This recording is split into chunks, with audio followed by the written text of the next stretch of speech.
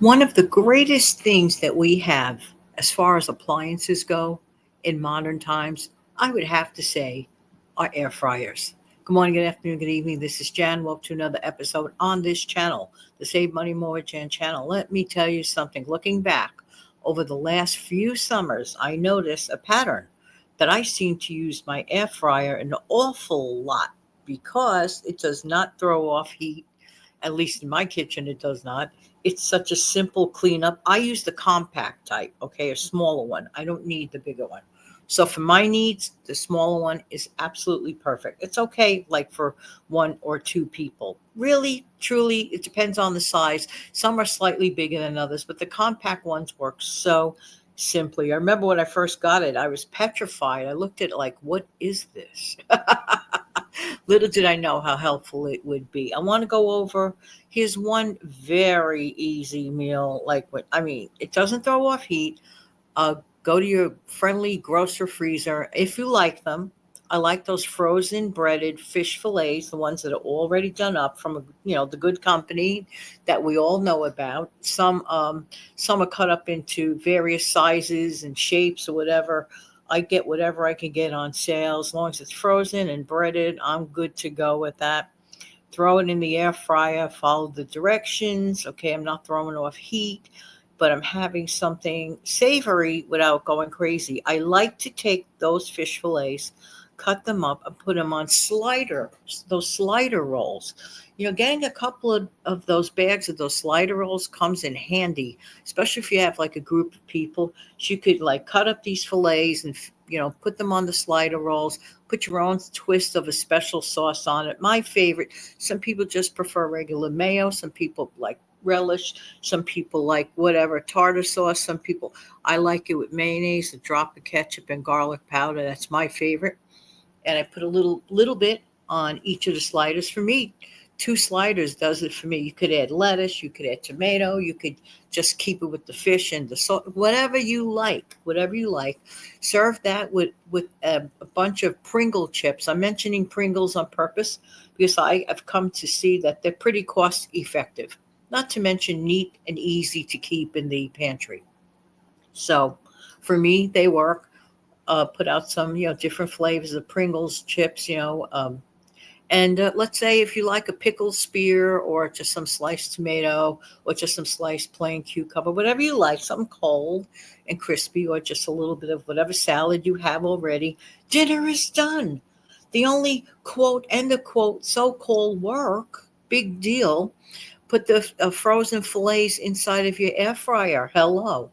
You could have the whole thing done from start to finish within a matter of 20 minutes, like from freezer to your plate in about 20 minutes, because while the fish is in the air fryer, you could be getting your slider rolls ready or whatever bread you have available, whatever works for you. If it could be hamburger rolls, it could be whatever you have hot dog rolls, you could cut them in pieces. It doesn't have to be. Sometimes people do that trick too. Sometimes people save money by buying frankfurter rolls that might be on sale, okay, and they cut them in half or quarters or whatever, and they make tiny hot dog roll versions of a slider at home. It's just you and your immediate family. You guys aren't fussy wussy, but just to have a very simple, easy, no sweat night with a decent meal. Does that make sense? If you're not a fish person, you could also consider getting they have like frozen chicken in that manner that you can just throw in your air fryer, all done up. It's already cooked. You're just basically heating it up. So if you're having one of those steamy nights and you're definitely not in the mood of going near your stove, that's one suggestion. I love it. I do it. It's really handy. All right. And the same goes for those frozen done up burgers. I see no problem with that.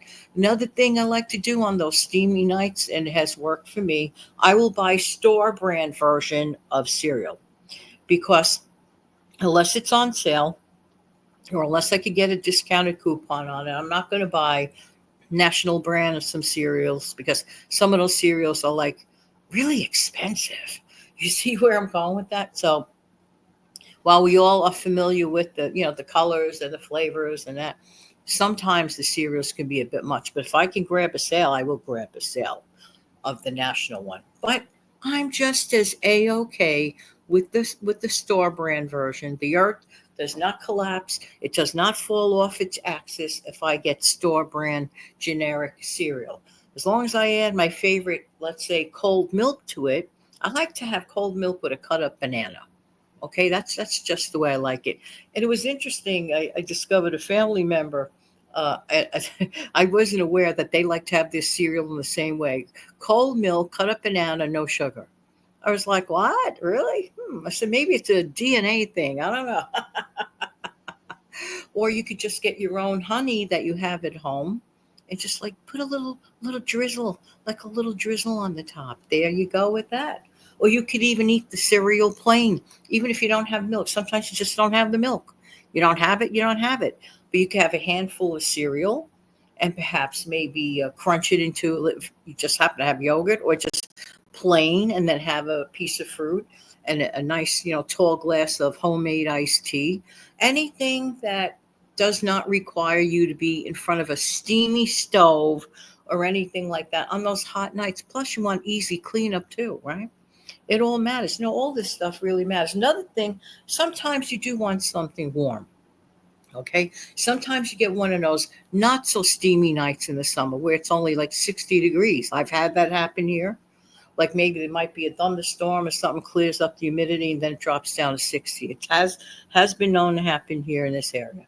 And 60 means, that means I can make something a little warmer. But as far as on the cheap, okay, like those complete pancake mix, okay, those complete pancake mixes you can buy. You could buy the store brand version. It's just as good as the national one.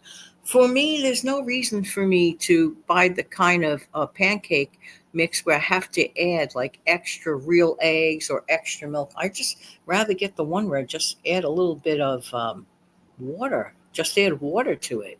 Like really? Yeah, just add water. It's just so much. It's so little. It's so cheap. It's so inexpensive. Here's where people sometimes get a little nervous. They say, well, Jan, yeah, the complete pancake mix is a great idea. However, what about the pancake syrup? What if I don't have pancake syrup? Well, there are a few things you could swap it out. If you happen to have a little bit of corn syrup, some people do that, like Caro syrup or something to that effect.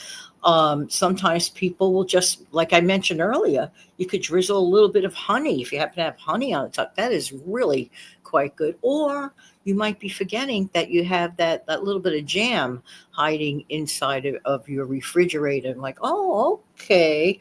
So I have some, nice, strawberry preserves or something else. And you could certainly put that on top. Another thing you could do always is just put a little bit of margarine on top or butter, whatever you have. Remember, it's about what you have, and you are working with what you have. Okay, you're not worried about what your neighbor has.